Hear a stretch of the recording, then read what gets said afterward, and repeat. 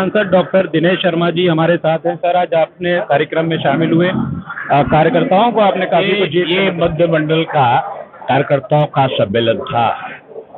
पूरे देश में इस प्रकार के सम्मेलन हो रहे हैं जिसमें हम अपने पुराने कार्यकर्ताओं को, बूथ के कार्यकर्ताओं को, वरिष्ठ कार्यकर्ताओं को सम्मानित करने का और उनको अपने पूरे पुराने इतिहास से लेकर आज तक की उपलब्धियों का विवरण देते हैं और किस तरीके से, किस प्रकार के बलिदान से आज ये भारतीय जनता पार्टी जो बीज था वो आज वटवृक्ष बना है। इसका पूरा व्याख्यान एक तरीके का प्रशिक्षण देते हैं। मुझे खुशी है कि आज बड़ा कार्यकर्ताओं में उत्साह रहा है और सरकार ने जो बिल पास किए हैं उसमें लोगों की बड़ी भारी स्वीकृति रही है।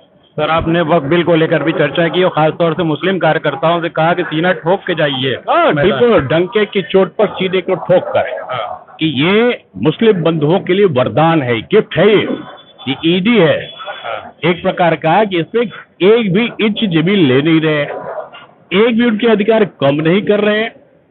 केवल ये है कि जो उसका आया तो जो उनके मुस्लिम महिला के तलाकशुदा महिला में खर्च हो, उनके स्कूल में खर्चा हो, मदरसे में खर्चा हो, अनाथालय में खर्चा हो, उसको रेगुलेट करेगी सरकार। तो इसमें खराब है कि ये अच्छा है?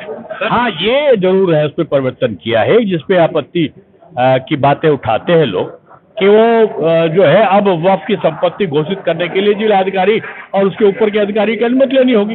तो पूरे इस्लामी देश में दुनिया भर के यही नियम है और कहीं आपत्ति नहीं। आपको यहाँ क्यों है? जब आप कहते हो कि मेरे पास में जितनी संपत्ति है उसका केवल 163 करोड़ मिलता है जबकि 12,000 करोड़ आना चाहिए था अगर उसका सदुपयोग किया गया होता, तो सरकार सदुपयोग करने के लिए आपको सहायता कर रही है।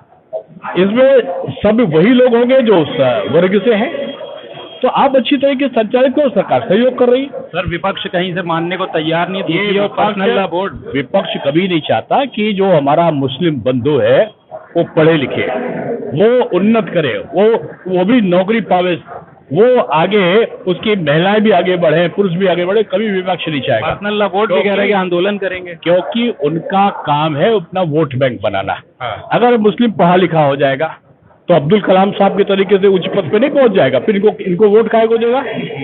इसलिए इनकी नियत में है कि वो अनपढ़ रहे, वो बेरोजगार रहे।